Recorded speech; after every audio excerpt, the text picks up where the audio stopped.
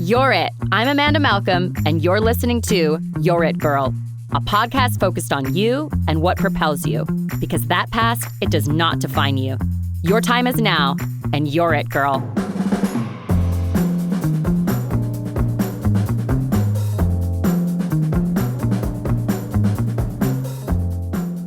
Hello, everybody, and welcome back to You're It, Girl. Today, we have in fabulous Pink over here. If you are watching on YouTube, you can see that she is all decked out in pink with her Barbie shoes. This is my friend, Brooke Watton. Brooke, welcome to the show. Thank you for having me. Thank you for coming on. With your pink sofa chairs and everything. It's an honor. You match perfectly. The studio, we set it up just for you today.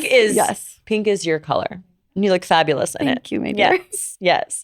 So, Brooke, tell us a little bit about yourself, what your profession is, and just a little bit about you and how you came to Arizona. Sure. So, I'm a Colorado native.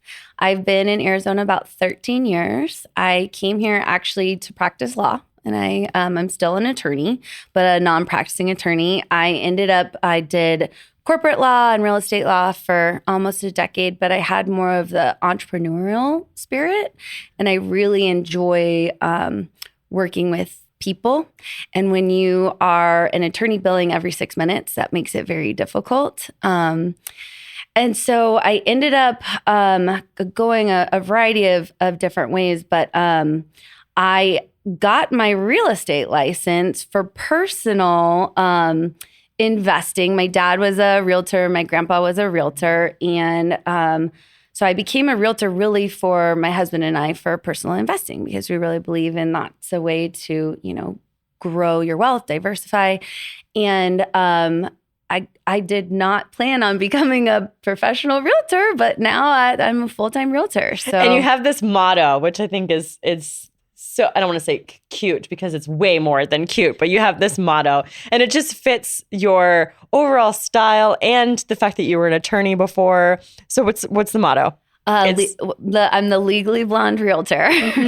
Because you do have the look of Reese Witherspoon from Legally Blonde. So and it's funny because the best movie. I love that movie.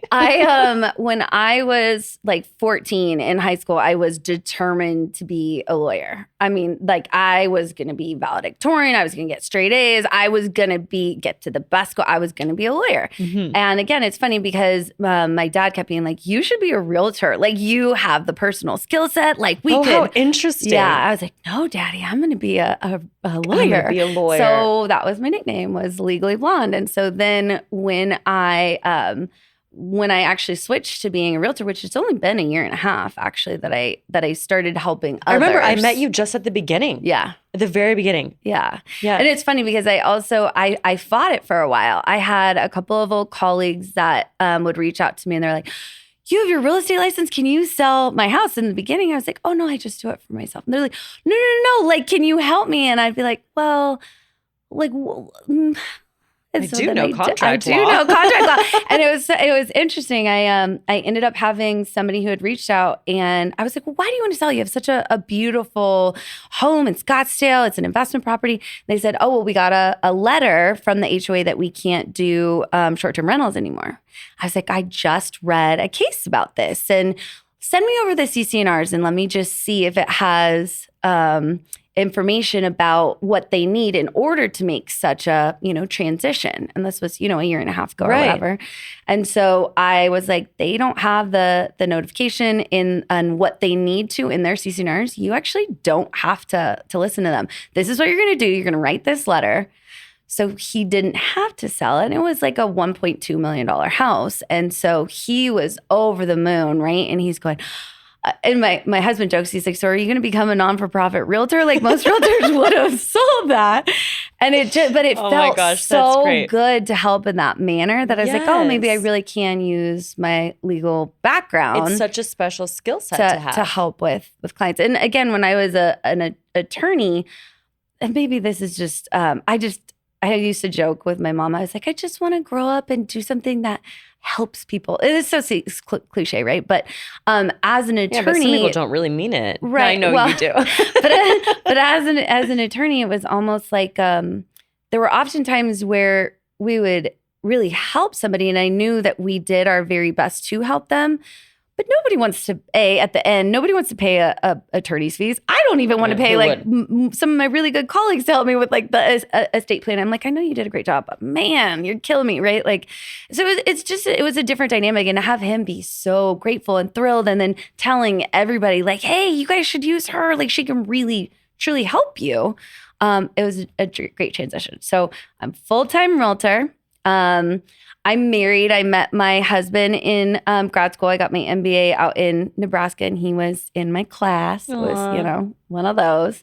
And now I have 2 kiddos. And so, yep, that's kind of me in a nutshell. And you said you wanted to be an attorney when you were 14. Yeah. So what led you to that career path? My mom ended up being in a very small car accident, and it was a couple things. She hired one of our good friends as her attorney, and I found it fascinating how much she needed to rely on him, and how using his education and skill set, seeing that he could really help navigate somebody in that situation. And so that was really what sparked my interest. But then also with some of the other events that I had happen when I was a 14-year-old, there were several lawsuits that transpired among when I was a freshman at Columbine High School, and after the shooting, it was there was a lot of back story, and there were lawsuits against the police, and whether they really upheld what they should have done with their responsibilities. And again, it just that was something that I just kind of clung on to. I was like, okay, well, I want to help people. This is what I see, so I'm gonna at least go get my education to be able to do that. Wow, I did not know that. This is actually one of the things we were going to talk about today. Was that you were what freshman, sophomore? So Columbine High School, Colorado. I was 14. I was a freshman in high school the day of the shooting, because when you say Columbine, most people think they know the word. They know the word. Yeah, they know the school. They know the word. So you were 14. You were freshman, and you were student body president, right? I was class president. Class president. Yes, it was class president. The leader of the game, all at 14 years old. Yes. So class president. And so I didn't know that this was one of the reasons for you actually pursuing the career that you went into. Part, right? Life, there are a variety of different factors that always happen. So I wouldn't say that's the reason, but it certainly motivated me and found it even more of a passion to go down that route. So being there that day when those events happened, we had talked on the phone before, obviously, having the show today, and having that experience and going through some of those things at that age. What was that like? One, staying at the school and now having to go through the rest of your freshman year, sophomore year, junior year, senior year with your classmates that had all been there that day, and going through the rest of your high school experience together. Yeah. Well, first I want to say I appreciate that question, because most people, when they think of Columbine, they just think of the shooting. And it was an atrocious experience, especially as a child. I mean, I was a child, right? I had just turned 14. But you think at that age, like, you're almost an adult. You think you're a grown up, right? Yeah. But it was so much more being there, that it was not just those few, minutes that I was in the school and running away, or when the shooters were coming, or it wasn't just the hour after where I was hiding at a house that was the nearest house, listening still to the gunshots and seeing, help signs be held in the science room where I knew my sister had science that period, and then hearing the alarms go off over and over and just wondering like, why aren't the police doing anything? Like we just kept calling 911 and it was busy. This is a time when you don't have cell phones, right? Especially kids. So it wasn't just that. And what I also saw, or, which is, was a lot for a 14-year-old. And I can go into some more detail about where I was, but it was so much more than that. I mean, after that and the following day, not knowing for almost, 16 hours who actually lived, who died, who, again, you don't have cell phones. It's not like you have social media where you can post something, I'm okay. Having my close family friends, calling over and over saying, have you heard from Danny, one of my friends that passed away? The next morning, seeing on the newspaper, like Danny laying face down from the media on the concrete. Like that's how we found out he was for sure had died that day, right? And so then it's the following week. I mean, I went to 7 funerals of the 13 until I couldn't do it anymore. But then it's also, okay, so we have to finish out our year. There was like a month left. So we went to another high school, and it was really more for the kids to get together, to cope, to hug. I mean, there was no real education that was going on. It was more like, okay, this is journalism. Let's journal. Let's, those kinds of things. But the years passed. I mean, I had to make a decision. There was no decision to be made in my head. Like I was class president. I'm going back. Like everybody's going back. But really now I'm like, was that really the best for me? Should I have maybe gone to a different school? Because that's really a lot of trauma to go back into a place where there was so much carnage and you were scared for your life. People had died and you're walking by, like it was a lot. And the media at the time, because this was the first mass shooting, they were like vultures for every step of the way. And it would be, we constantly got bomb threats, so we'd have to evacuate. So the media is there. The suicides, the media is there, trying on every anniversary. But for years. And even, I'll never forget, like, because we never really got a true high school experience after that. It just, a lot of the kids are, were emotionally stunted, although counseling was available. Rarely anybody took advantage of that because nobody knew how to help kids, in that time period of grief.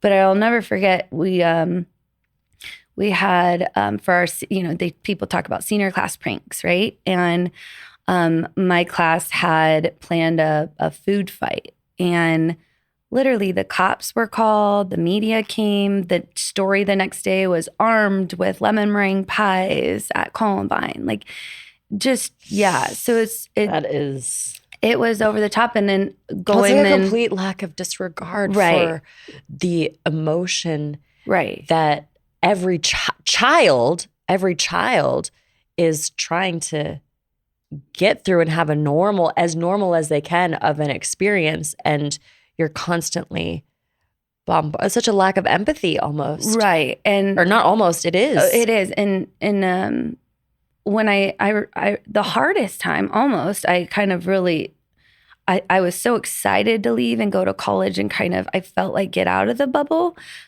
But I ended up, anytime somebody would ask me where I'd go, I'd say Columbine High School. And I ended up learning, like, I'd become very guarded because the first question is, oh my gosh, did you see anybody die? Did you get blood on you?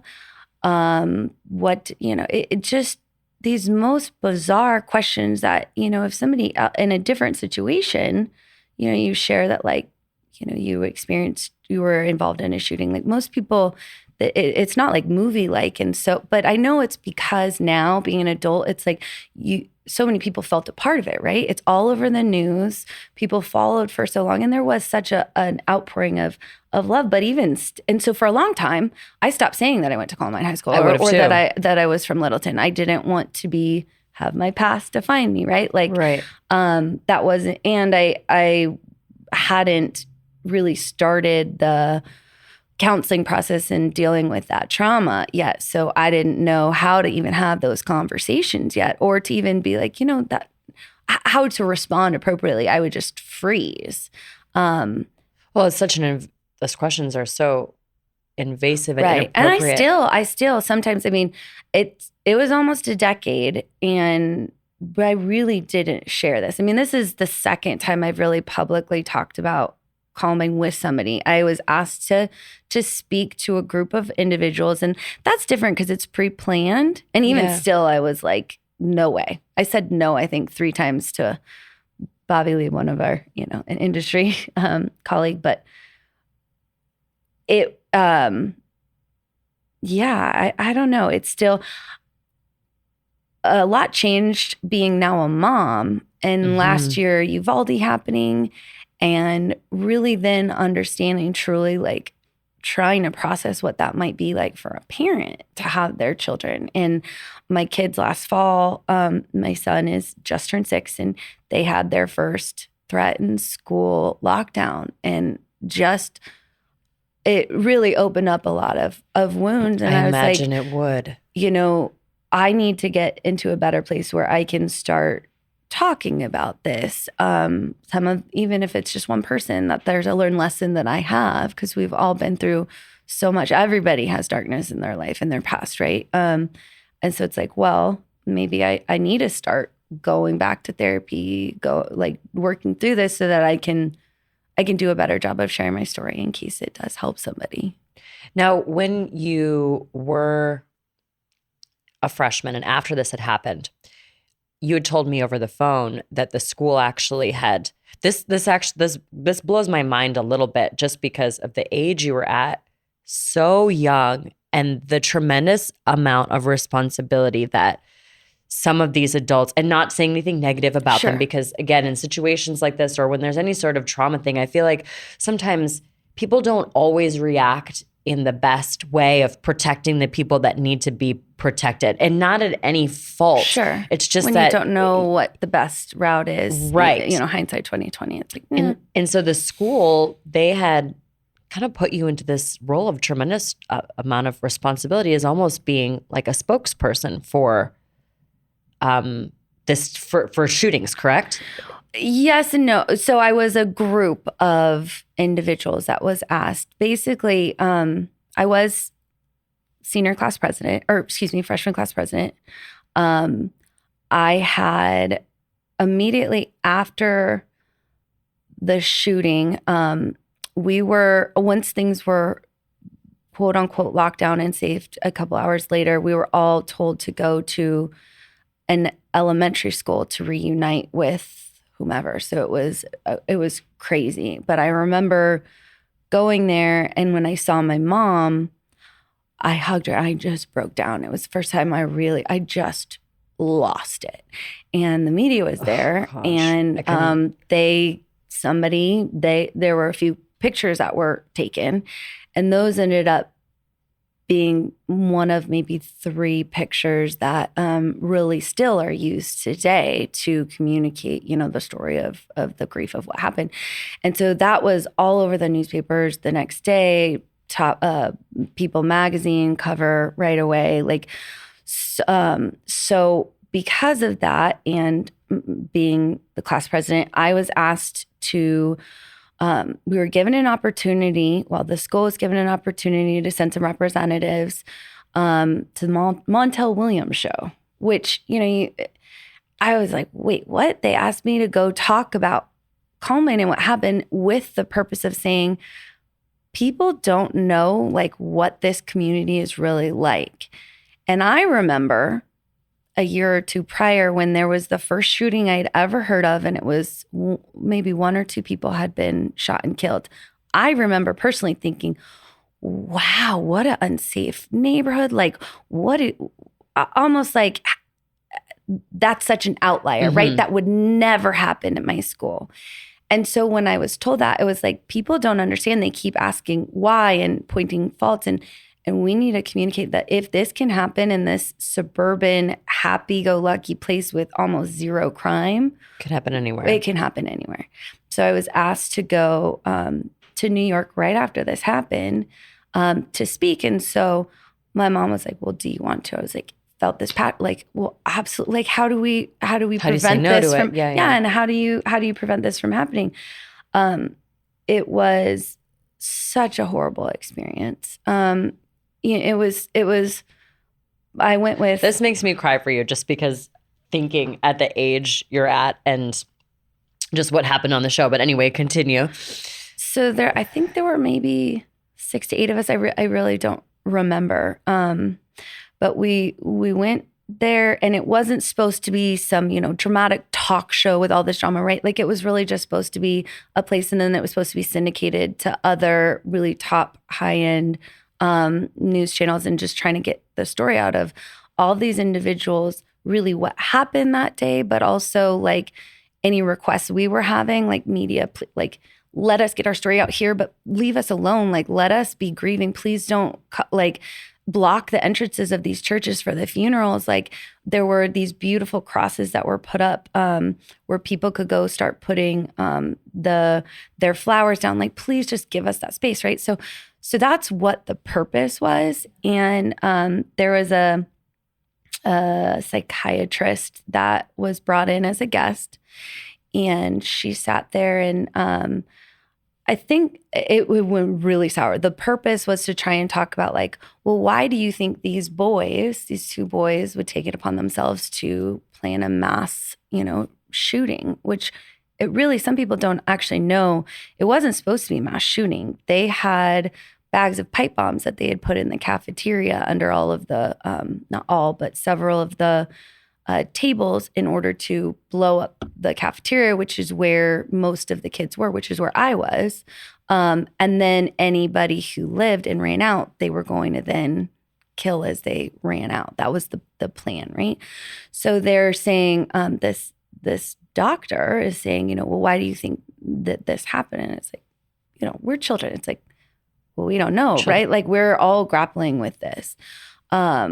Well, what was your part in contributing to this? And again, like, this is days after this had just happened. And it's like, well, I don't know. I'm trying to grapple that too. And I remember her looking distinctly and saying, so these boys wore trench coats and they painted their nails black. Why didn't you ever go up to them and say, why are you doing that? What kind of question is that? And I just remember freezing. And I took that in, and like, part of me is saying, like, how dare she? But part of me is also like, did I contribute? Because again, I had this leadership role. I remember a week prior, it was prom spirit week. So every day it was like, today's Hawaiian day. Yes. I remember going around and I'd give lays to people. And I'm a freshman. These were seniors. There's already a different, but even if I was a senior, right? Like, sometimes it's high school. It's a little bit hard to navigate different groups. And even I do remember going up and I handed lays to this group, the Trench Coat Mafia group, and friendly enough, but it's like, hey, in case you guys want it. And they were just left there, right? Like, but you don't also, even still today, if my son wants to paint his nails, it's like, okay, let's paint your nails. That's a way to express yourself. You wouldn't go up to them and say, why are you wearing a trench coat? But the stuff we wear, I feel like people could be asking us all the time, why are you wearing pink shoes? Why are you wearing leather gloves, Amanda? 100%. And, but that right away, my gut stopped. I stopped talking for the rest, and I just had tears. I watched this only once back, and I like still can't watch that. Just because of the heartbreak that I was feeling, thinking, well, what did I do? What could I have done differently? Is this a death on my hands? Like, it was a lot. And so to Montel Williams' credit, he was very kind after he immediately shut it off. He had her leave. I was going to say what happened. Yeah. He offered everybody he basically offered people to stay on him a beautiful hotel. How did the show end? I honestly don't remember. I went so into myself. I was just like, don't fall apart on this stage. Like, I just was a deer in headlights. I literally don't even remember. But I know it was like, we'll take a break. And he was like, you need to get out of here. He felt awful. He's apologizing. He offered to everybody to stay. And I just went to my mom. I was like, I have to go home. I don't care about, that's not why I came. I didn't come tour, go to plays or whatever. And granted, my other friends, they did stay, and that was what they needed. They needed to be apart and be distracted and have some happiness. That's good for them. I just immediately got on the first flight home. And after that, and also I just was bombarded with media after, because I was on the front of people, that I got to a point where I was like, and I would be asked questions, when you're 14. And granted, even at the Florida shooting a couple of years ago, I'm in awe of how some of those children were able to articulate their positions on gun control or what had, how to talk about it more now. Right. But at the time, no. And I'm being asked that, and right away. And it's like, I'm like, we don't even talk about this. I'm being asked this, being shoved like microphones into my face, and I'm going home. I'm telling my mom, like, no, I don't want to go to counseling. No, I had this pink blanket. I would wrap myself up like I was a 3-year-old, right? Every night it was a security blanket. And so I did do one follow-up piece with people, with my sister and my mom, and with an agreement that they would they distribute it so that the media would like stop being at like my house contacting, and it was about that pink blanket. It was like, how are you doing? Well, my security blanket, like I sleep with my sister now. I have horrible nightmares. It's like, this is real life right now, yeah. And did they distribute the piece afterwards? They did. And things really, it did die down, but it was also, because then it's on to the next tragedy, unfortunately. Fortunately for our privacy. So it wasn't so overwhelming. And I do remember having a conversation, because at the time, I wanted to be a journalist. I was taking a journalism class, and I remember talking to this woman, and I cried. She was like trying to interview me, and I was like, do you understand? Like, I can't. And she started having tears, and she's like, I'm so sorry, right? Like, I don't know. Afterwards, I stayed in touch with the journalism high school teacher. She was like, it's surprising. People don't know like how many people actually got out of the field after that, because again, they have to get a story. They have to sell a story, but they're putting like all of these other people's detriment. Yeah. Yeah. Yeah. Yes, I couldn't imagine that's a very heavy thing to have to go through, the shooting alone, and then the aftermath of years and years of the reminder. And still now people still, I asked you about it. People still are asking you about it. Are you, go ahead.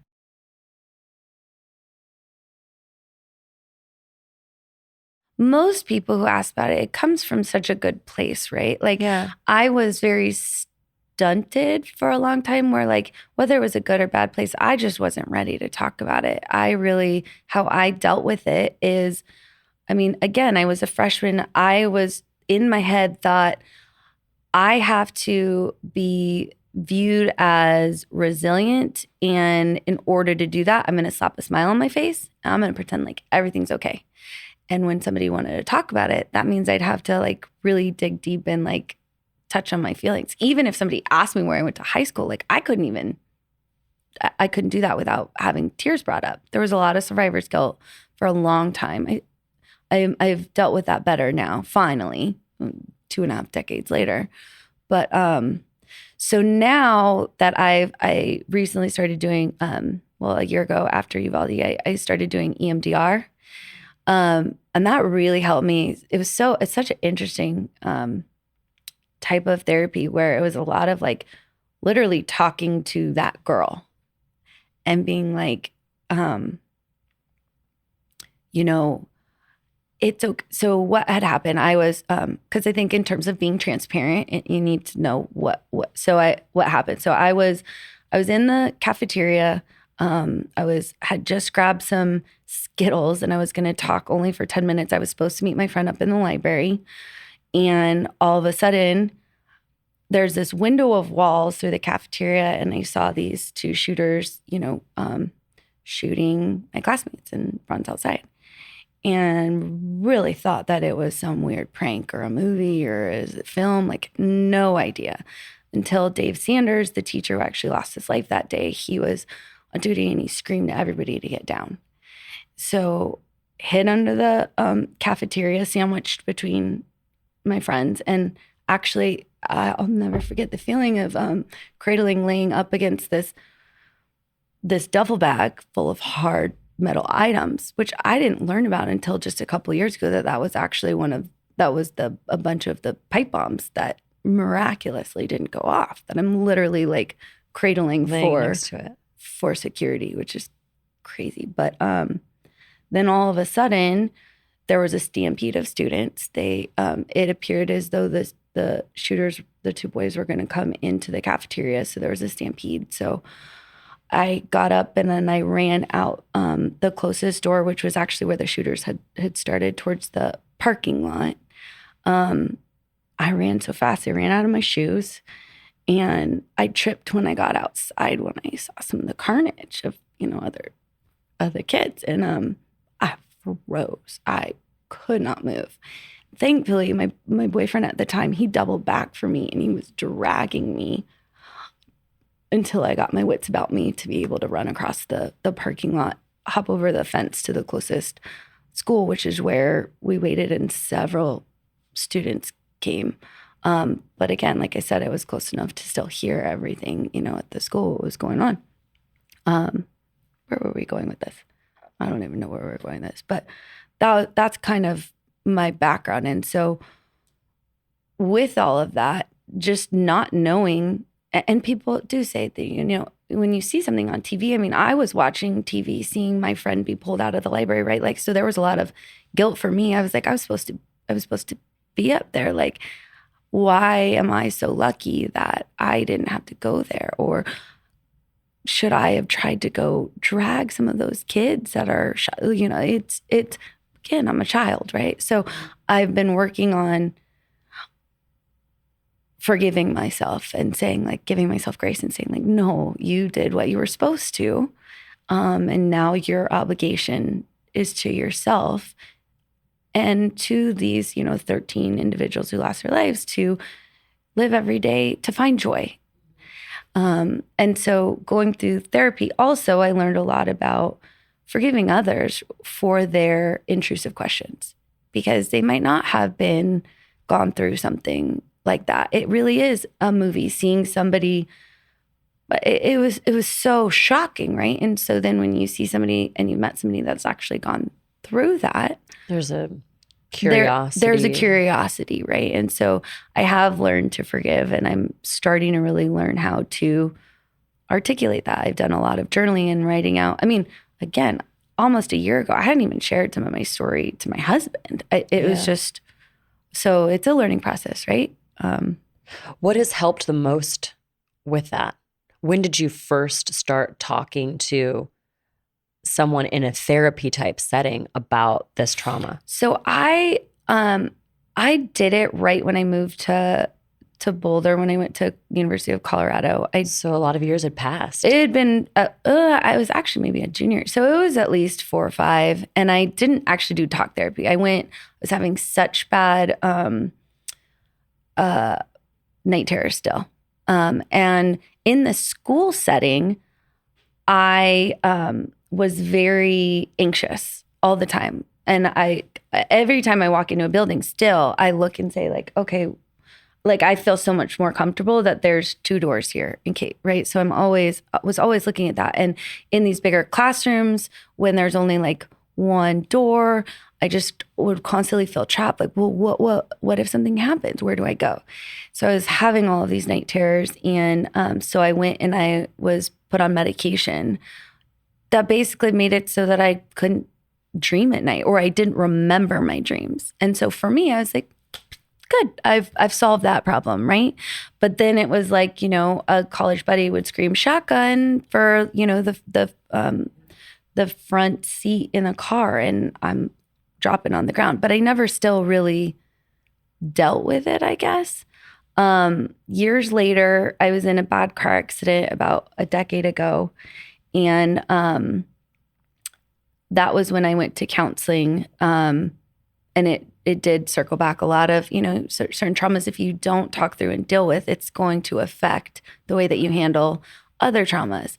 But then again, I thought that I had, I'm realizing it's really a lifetime journey, right? Like constantly, some years are good, some years are bad. And so mental health is so important to really focus on. I mean, I think the statistic that I most recently heard is that 50% of adults in the US will struggle and should be getting some type of mental care help.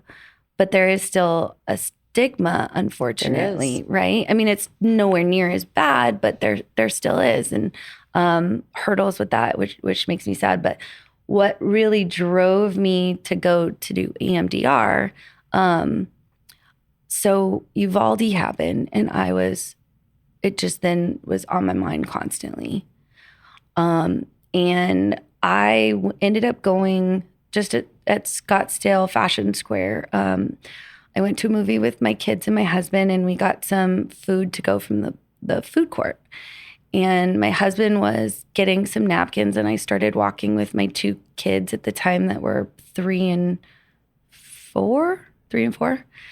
And we overheard like a scuffling, and there were a ton of chairs that now I know it was chairs that fell over, and they were metal chairs. So it was like pop, pop, pop, pop. And all these people were screaming and started running, and somebody ran down the stairs and had blood on their shirt. He was hit with a chair. But right away, your mind went there. I am back. I immediately dropped the food. The food went everywhere. I picked up my daughter, and I'm racing with my son, like to get them out of there. And there were other people who ran too. They didn't know what was going on, right? Yeah. But I was back there. It was so crazy. And then when my husband is like screaming like, Brooke, it's a fight. You're okay. You're safe, right? And we went home. I was silent in the car, and I doubled over, and I was on the ground in the shower for like an hour. I couldn't. Yeah. And so then I was like, I need to get help again, right? Like I need to figure this out. Mm-hmm. So yeah, I started to do that, and honestly, like it helped me with the triggers to be able to better talk about it or process, because that's the thing, right? Like life can be really hard. I mean, there are no promises. There's good and bad in every single day. And we just have to figure out the best way to find joy and gratitude through those good and the bad times. And so getting the tools necessary to help us through those challenges, that really helped me. So I feel I'm in a much better place. What I fear the most is having to really talk to my kids about that. Like I can't even imagine. It's very hard for me to even like process that. We're starting to get there because my son, he's 6 years old. He wants to play toy guns, and I couldn't handle it at the first. I was like, guns are not toys. Like we will not have them in my house. My husband's like, however you feel. But then I went to my counselor, and she was like, sometimes when you forbade things for kids, then they become more obsessed with certain things. And so are there any other lessons that we could teach him? And so we talked through, and so we went and we picked out a play toy sheriff's gun. And it was like, real guns are not to play with. If people have them, they need to be taken care of. They need to be there for safety or for protection, but they can hurt people. Mm-hmm. These are toy guns. They don't hurt people. And so that's where and my son more recently asked me and said, why do you hate guns so much? And it's They're so aware, and aren't they? And it's not that I hate guns. I just have, I was 14 when this happened, so I still haven't processed. And this is, I believe in having the right for your own protection. Right. I have other traumas that have happened where I absolutely believe everyone should have their own safety device on them, whatever they're comfortable with. But for me, I just haven't gotten past being able to be around them. And so I had just said, baby, when I was little, there were some bad people who used guns to hurt some of my friends. And he was like, oh, so they used them and are they okay? And it's like, no, baby, they're in heaven. And so that's why, for me, it's just they're scary. And he's like, but cops, they have guns and those are good people. I was like, you're right. Like, guns can be used for good and for bad. And so just like anything, we just have to make sure that, there's a responsibility. So your job is to remember this is just toys, or if we play with toy swords or whatever, but we have to be careful with what, if we're just playing or what that looks like. That was the most that we've talked about it. And even when he told me that they had a lockdown. Age appropriate and right? He was 5 at the time. A good conversation to have together with your 5-year-old. Yeah. But even when they have lockdowns, I haven't. I haven't figured out the words quite yet. It just is a reality that I know that we have to do. And it just breaks my heart. So I'm just not there yet. My daughter, she's in 4th grade, and they had recently practiced the last couple of years with the lockdown. And last year was the shooting in Nashville. And we went to visit our good friends after that, and they lived down the street from where that happened. And she was talking about the anxiety that she felt, just the tiny bit of anxiety that she felt not knowing when that drill was going to be. And it made me think, as a parent, not having have been through any type of experience like this before in a school setting or even any public setting, thinking this is such a real topic. And I know we think we spend a lot of time talking about it, but it seems as though we spend a lot of time talking about it after something has happened, right? So that's one of the biggest lessons. Like when people are like, so what are some of the lessons, right? It's encouraging transparency. What I realize now is that when you do open up and you share, when somebody says like, how's your day? If you give them the grace and the gift to say, you know what, I'm having a really bad day. My back really hurts. It's a hard day, but I'm really trying to make it through. What a gift it is to them to be able to comfort you, but also be real and honest back with you. It's like, wow, this person trusts me with this. I can be real with them. I don't just have to say, fine, how are you? Like robots, right?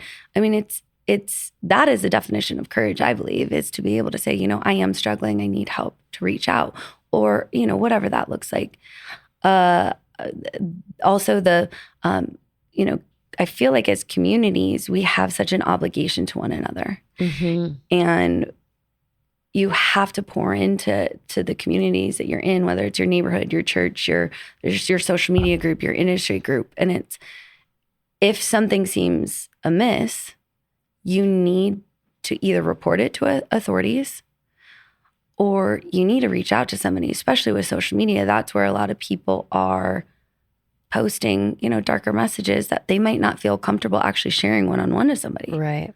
And I know I told this to you, but just even last year, to drive this point home, we had our 20th reunion plan last year for Columbine. And given I was the class president, this was my responsibility. And we had, hundreds of people fly in with their spouses and families. This is still your responsibility.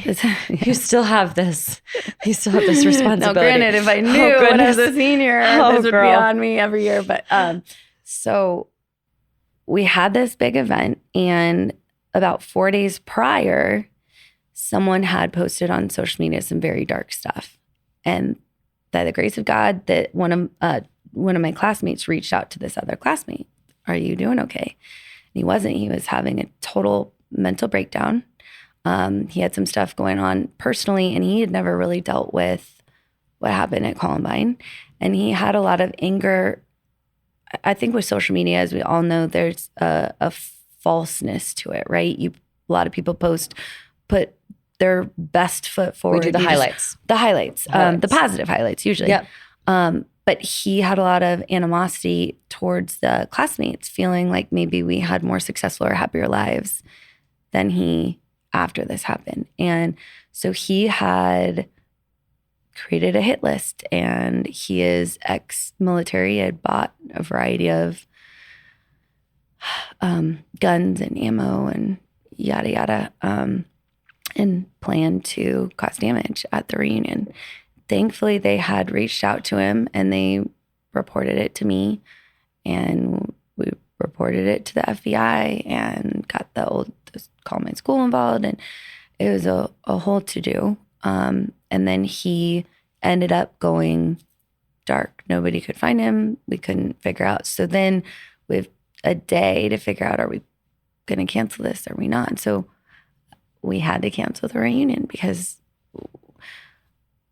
and it breaks my heart because it's like even our 20th reunion, we're still dealing with this. And you didn't see this on the newspapers because we were dealing with Columbine High School. The principal and the authorities and the school board were really trying to help us, but also they've been splashed all over the news, right? For years. They're about to have school restarted. So they wanted to keep this as hush-hush as possible. We also had this gentleman that went dark. Nobody knew where he was. We couldn't say who it was because of the threat of, for security. So we just had to cancel and say to my classmates, I had to get on and do a video and say, for your safety and security, we have to cancel this. And that's all the details that I can say. And just for them, that's so disrespectful, and it ripped open so many wounds, right? I'm sure it did. Because they're like, well, what happened? It was brought a lot of them right back, and the option was, well, we could go to the Columbine High School, where the Jefferson County Police Department could protect us and line up with cop cars. And I'm like, are you kidding me? You want me to bring hundreds of people who were there at the shooting, who struggle with PTSD, say, oh, let's go back to where it happened when there's just been this threat, and don't worry, the cops will protect you. Like, still, it boggles me some of the time how... It boggles my mind how disconnected we are from like the mental health piece of that. Right. And how even still, we possibly can wrap our heads around the idea that would be a good idea for human beings to put themselves into that situation for our mental health and well-being and safety and security, all those things combined. It's like you'd like to think that we have more awareness now on mental health and what that would actually do to someone's psyche, yet maybe not. Yeah, 100%. Because that's not a good idea. Yeah. And then I guess to wrap it up, my last big lesson that I just really try and focus on, and it's so cliche and I know that, but again, as we were just talking about, like, every day's a gift. Like, you really don't know. And so it's like, even on the really hard days, I'm not the type who's like, if I can't go to bed if I'm angry. Like, I certainly do that. But I use that opportunity to always, like, I'll turn to my husband, like, I love you. I'm mad at you, but I love you. Like, I have this, one of my biggest regrets is a few days prior to the shooting, one of my good friends, Danny, who had died that day, he was over there helping to fix my dad's stereo. And I had just gotten home. I'm a preteen, right? Or teenager at this point, 14. I had gotten home from soccer practice and I was unshowered, no makeup on. And I ran right to my room because I didn't want him to see me like that, right? Yeah. And then a few days later, he's gone. And so it's like, that has been something that I still really struggle with. I've forgiven myself because, again, I was a kid. But it's like, if I don't have to say no, like, let's say yes. Like, what can you do to make sure? To connect. To connect. Well, thank you, Brooke. Thank you for coming on the show today and sharing this experience with us and just the lessons that you've learned throughout the years and what has helped you, and then also how to help others by some of the lessons that you've learned. I really appreciate you coming on to talk about this. I know it's a really, really heavy topic and something that you are still working on today. So thank you, everybody, for listening and for watching. If you did need to reach out with any questions or comments, you can reach out to me directly. And that's You're It, Girl.